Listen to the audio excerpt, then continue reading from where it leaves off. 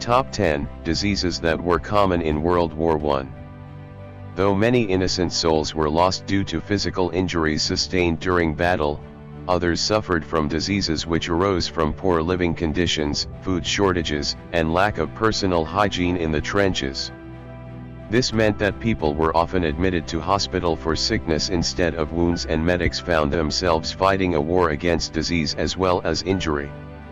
It was a rare sight to see someone escape the war without some kind of injury or decline in their overall health.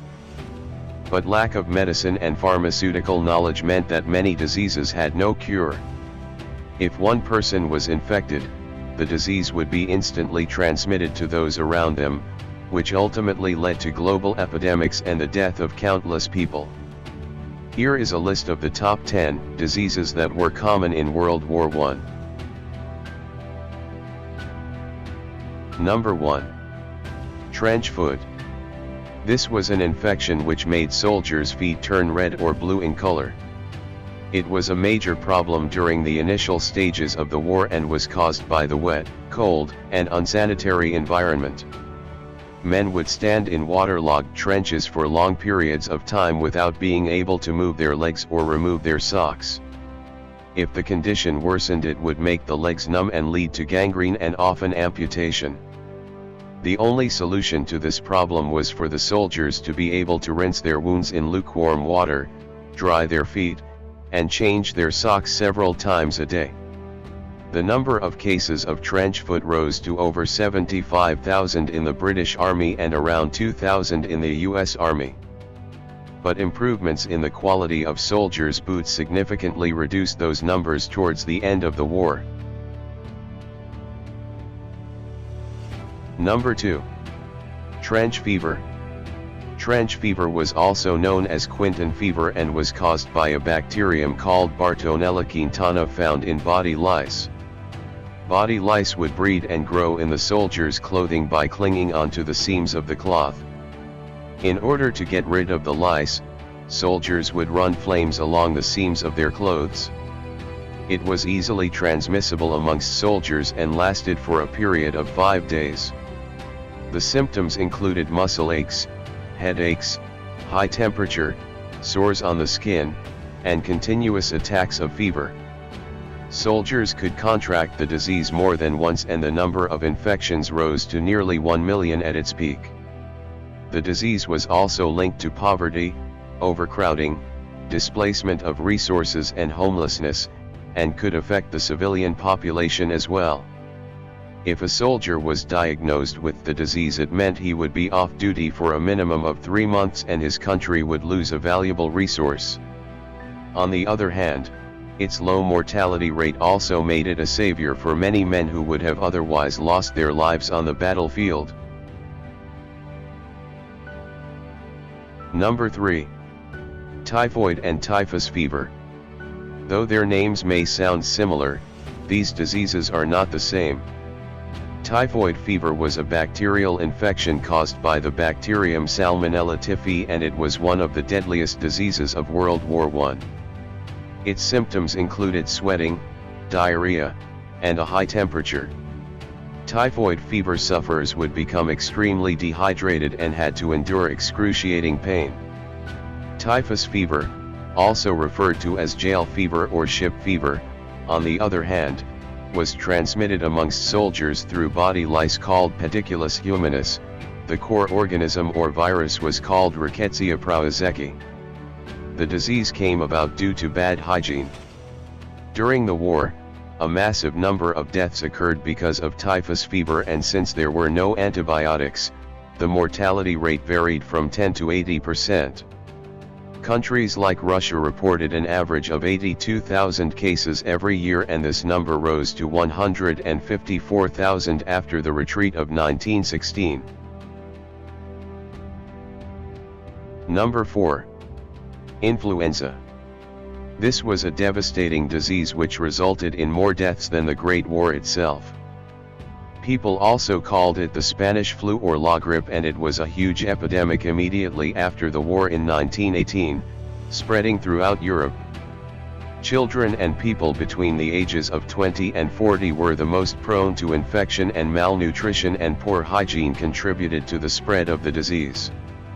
Victims would develop a deadly type of pneumonia and would suffer from headaches, aching muscles, a persistent, dry cough, fever, weakness, a sore throat, and blood poisoning. Once someone was infected, they would usually die within 3 days in excruciating pain and with swelling of the body.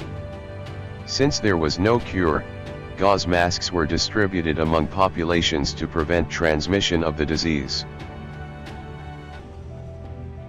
Number 5.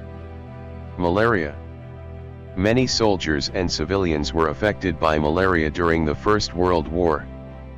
People between the ages of 18 and 48 were largely infected, and many people died of the disease. Several sources indicate that British, French, and Austria-Hungarian troops together had over 20 million cases, and the number of deaths per month averaged 80,000. Lack of medicine and treatment facilities made it an incurable epidemic during the war. It was parasitic in nature and was made worse by unsanitary living conditions and malnutrition. After the war, death rates declined as troops were moved from infected areas to safer and better living conditions. Number 6. Diabetes. Diabetes often ended in death for many sufferers, as the discovery of insulin was still 20 years away. People and soldiers suffering from the disease had to follow strict diets which limited their food intake to a great extent. There was no cure, and death would follow soon after diagnosis. Number 7. Heart disease. Heart disease during World War I was very different to today. Heart defects were extremely difficult to detect and diagnose in wartime. Hereditary heart disease in adults, which damaged the 4 major valves of the heart, was common, and officers and soldiers were discharged from service if they were suspected of having heart problems. Number 8. Venereal disease. The First World War served as a breeding ground for sexually transmitted diseases. The number of these infections grew massively during the war and eventually spread to the unaffected populace. The most common sexually transmitted infections were gonorrhea and syphilis, which quickly spread amongst the troops and weakened their fighting capabilities. At that time, the cure for venereal disease was very expensive, time-consuming, and largely ineffective. Soldiers' wives were also suspected of carrying venereal disease due to extramarital relations with other soldiers or civilians. As this disease led to the weakening of the fighting force, many countries introduced strict medical policies and performed medical examinations on soldiers and prostitutes to curb the disease. Number 9. Tuberculosis. Tuberculosis was a vicious disease which killed many people during the war. It was caused by a slow-breeding bacterium called Mycobacterium tuberculosis. There were 2 stages to tuberculosis, the primary and the secondary stage. It was very rare to diagnose the primary stage through chest X-rays, but if patients were diagnosed with the secondary stage of the disease, then they were at high risk of suffering from lung failure. The symptoms of the secondary stage included a cough, bloody sputum, weight loss, and a high temperature. A person with secondary stage tuberculosis would be institutionalized to stop them from spreading the disease to their family members, friends, or anyone they came into contact with. There was no effective medicine to treat the disease at that time. A whopping 24 countries and 34 major cities were affected by tuberculosis, and the death rate was at its highest towards the end of the war. At its peak in the United States, there were 150 deaths for every 100,000 people. A similar pattern was also seen in, for example, Ireland, Scotland, Belgium, Germany, and Japan. However, after the end of the war, these numbers quickly came down to 114 for every 100,000 people. Even though the disease gradually disappeared, it left behind physical and mental scars on the people it infected. Subsequent medical research helped to develop vaccines and prevent its outbreak in the wars that followed. Number 10. Shell shock. By the end of the First World War, the British Army alone had seen more than 80,000 cases of shell shock. Shell shock was a term to describe the post-traumatic stress soldiers suffered during the war. Its symptoms included insomnia, the inability to walk or talk, and panic attacks. At the beginning of the war, shell shock was relatively rare. However, as the war progressed, the number of cases grew, and doctors were not able to identify the exact cause of the disorder. There was speculation that the explosion of bombs caused shock waves in soldiers' brains. Also, it was believed that carbon monoxide from the explosions damaged the brain tissue. Patients showing signs of shell shock were regarded as cowards, but as the number of shell shock cases increased, people tried to figure out a solution to the problem.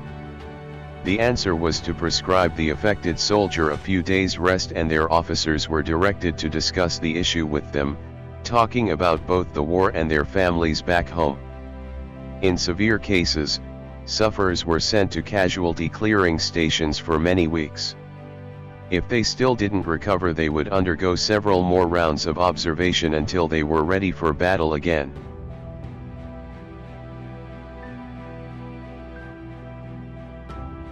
And that's where our video ends, and if you like this video that you can learn from, don't forget to like and subscribe so that you will always be updated on our next video.